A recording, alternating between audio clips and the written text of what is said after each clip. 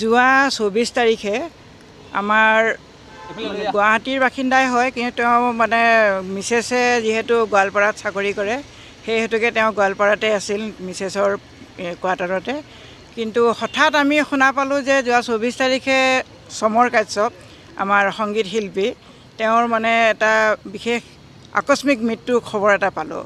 কিন্তু এই খবৰটো শুনি আমি সঁচাই মৰ্মাহিত হৈছিলোঁ, কাৰণ আজি মৃত্যুৰ 15 দিনমানৰ আগতে সি মানে মোক এবাৰ ফোন কৰিছিলে ৰাতি 10টা বজাত, যে মোক মানে সি মানে মোৰ সৰু ল'ৰাটোৰ লগত পঢ়িছিল আৰু তাৰ কাৰণে সি মোক মা বুলিয়ে কয়।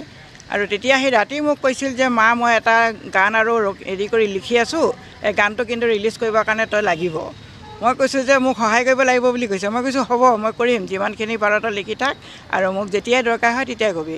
কিন্তু হঠাৎ যে যোৱা 24 তাৰিখে সি গুচি যাব মই ভবাই নাছিলোঁ। তাৰ গান চান গোটেইকেইটা মানে আধৰুৱা হৈ ৰ'ল। তো বেয়া লাগিছে, ইমান সৰু ল'ৰা, বেছি ডাঙৰ ল'ৰা নহয়। আৰু সি বিশেষকৈ আমাৰ কোচ ৰাজবংশী জনগোষ্ঠীৰ যিবিলাক গান, তেওঁ সেই গানবিলাক লিখি তেওঁ খুব ভাল পাইছিল আৰু ওতঃপ্ৰোতভাৱে তেওঁ আমাৰ জনগোষ্ঠীটোৰ লগতে জড়িত হৈ আছিল। আৰু যিকোনো আমাৰ প্ৰগ্ৰামবিলাকতে তেওঁ আহে, আমাৰ গীতবিলাককে তেওঁ বেছিকৈ মানে গায়। আৰু খুব এটা ফূৰ্তিবান ল'ৰা আছিল, ফূৰ্তিৰে গোটেই ৰাতিটো সি গান গাব ক'লেও গান গাইছিল। ইমান ফূৰ্তিবান ল'ৰা এটা হঠাৎ কি অসুখ হৈ আছিল তাৰ আমি এইটো নাজানিলোঁ, গমেই নাপালোঁ। কিন্তু মাত্ৰ বেয়া খবৰটোহে শুনিলোঁ যে যোৱা 24 তাৰিখে 10:30 নে 11টামান বজাত বোলে তাৰ মৃত্যু হৈছে। তো মানে আজিকালিতো আৰু মিডিয়াৰ যুগ, গতিকে আমি মোবাইলটো খোলাৰ লগে লগে সেইটো পোৱাৰ লগে লগে খবৰটো মই তেতিয়া মানে জিতুলক ফোন কৰিলোঁ যে জিতুল কি হৈছিলে, বোলে হয় পেহী এনেকুৱা হৈছে, তাৰ বোলে হেৰি নাই। আৰু তাৰপিছত তাৰ লগত যিজন ওতঃপ্ৰোত থাকে তাৰ নাম্বাৰটো লৈ তাক ফোন কৰিলোঁ, তেওঁ নাছিল লগত, কিবা মানে এজন ৰহমান নে কি ল'ৰা এজন আছিলে। তো তেওঁ কৈছে বোলে খুৰী হয় কথাটো এনেকুৱা হ'ল, এতিয়া কিন্তু ঘৰলৈ লৈ যাব। মই বোলো ৰাখিবনে ঘৰত যাবগৈ? বোলে নহয়, ৰাতিপুৱাই হৈছেতো, গতিকে মানে শেষ কৰিব। আৰু এতিয়া বেয়া লাগিলে, কিন্তু মই মানে খুব দুখ মোৰ মনত বেছি দুখ থাকি গ'ল।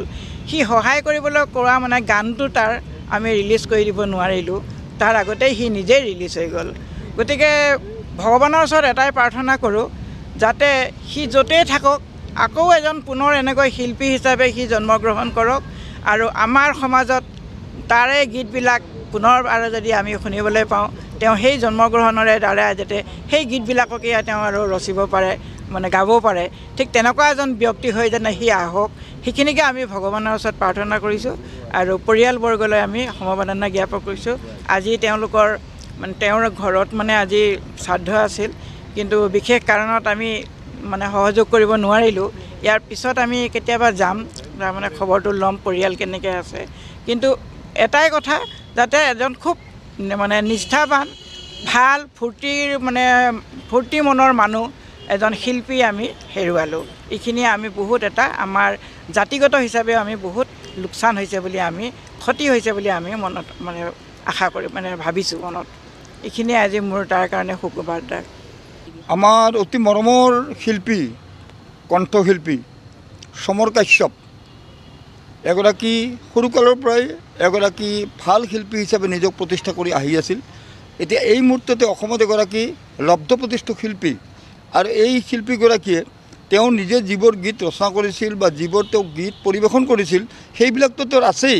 ইন এডিশ্যন টু ডেট আমাৰ বিশেষকৈ কোচ ৰাজবংশী জনগোষ্ঠীৰ মানে কলাকৃষ্টি সংস্কৃতিৰ বিকাশৰ ক্ষেত্ৰতো তেওঁৰ নিশ্চিতভাৱে অৱদান আছিল। কেইবাটাও তেওঁ ৰাজবংশী গীত পৰিৱেশন কৰিছিল, আৰু কোচ ৰাজবংশী জনগোষ্ঠীৰ আক্ৰাচুৱেই হওক বা অন্যান্য এই জনগোষ্ঠীৰ যদি কিবা অন্যান্য প্ৰগ্ৰেম ইত্যাদি হয়, সেই প্ৰগ্ৰেমসমূহত তেওঁৰ উপস্থিতি প্ৰায় আছিলেই। আৰু সেই হিচাপে তেওঁ সুন্দৰ গীত কিছুমান পৰিৱেশন কৰি আমাৰ জনগোষ্ঠীটোক যথেষ্ট পৰিমাণ আনন্দিত বা উৎফুল্লিত কৰাই তুলিছিল। তেওঁৰ অকাল বিয়োগ হ'ল। এই বিয়োগত সমগ্ৰ ৰাজ্যখনৰ যথেষ্ট ক্ষতি হ'ল, আৰু বিশেষকৈ আমাৰ কোচ ৰাজবংশী জনগোষ্ঠীৰ এগৰাকী ভাল শিল্পী, এই শিল্পীগৰাকীৰ অকাল বিয়োগে আমাৰ জনগোষ্ঠীৰ মানে সংগীত যিটো জগত, এই সংগীত জগতৰ এটা যথেষ্ট পৰিমাণে এটা হেৰি হৈ গ'ল, শূন্যতাৰ এটা সৃষ্টি হৈ গ'ল। আমি তেখেতৰ বিয়োগত মৰ্মাহত হৈছোঁ। তেওঁৰ পৰিয়াল, তেওঁৰ সহধৰ্মী, তেওঁৰ পিতৃ মাতৃ কোন আছে, আৰু গতিকে তেওঁলোকৰ লৈ আমি সমবেদনা জ্ঞাপন কৰিছোঁ, আৰু তেখেতৰ বিধি আত্মাই যাতে মোক্ষ লাভ কৰে তাৰ কাৰণে ভগৱানৰ ওচৰত প্ৰাৰ্থনা কৰিছোঁ। ধন্যবাদ। সমৰ কাশ্যপ এটি পৰিচিত নাম। সমৰ কাশ্যপে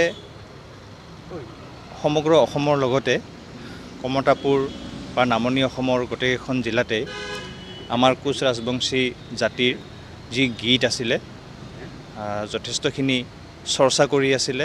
আৰু আজিয়ে নহয়, আজি 10-15 বছৰ আগৰ পৰাই তেওঁ কোচ ৰাজবংশী যি গীত সেইবোৰ বহুত আগুৱাই লৈ গৈছিলে।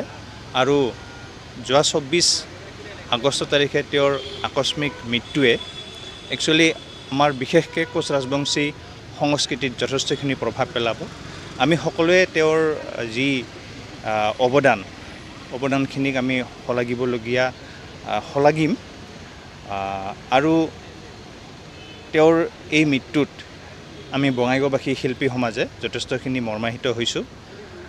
আৰু আদ্য শ্ৰাদ্ধ উপলক্ষে আজি আমি তেওঁৰ আত্মাৰ সদগতি আৰু চিৰ শান্তি যাতে লাভ কৰে তাৰ বাবে আমি বঙাইগাঁৱৰ ফ্লাইঅভাৰৰ তলত লাগি থকা থিম পাৰ্কত শ্ৰদ্ধাঞ্জলি অনুষ্ঠান আয়োজন কৰিছিলোঁ। আৰু ইয়াৰ জৰিয়তে শোকতপ্ত পৰিয়ালবৰ্গলৈ আমি সমবেদনা জ্ঞাপন কৰিছোঁ সকলোৱে। ধন্যবাদ।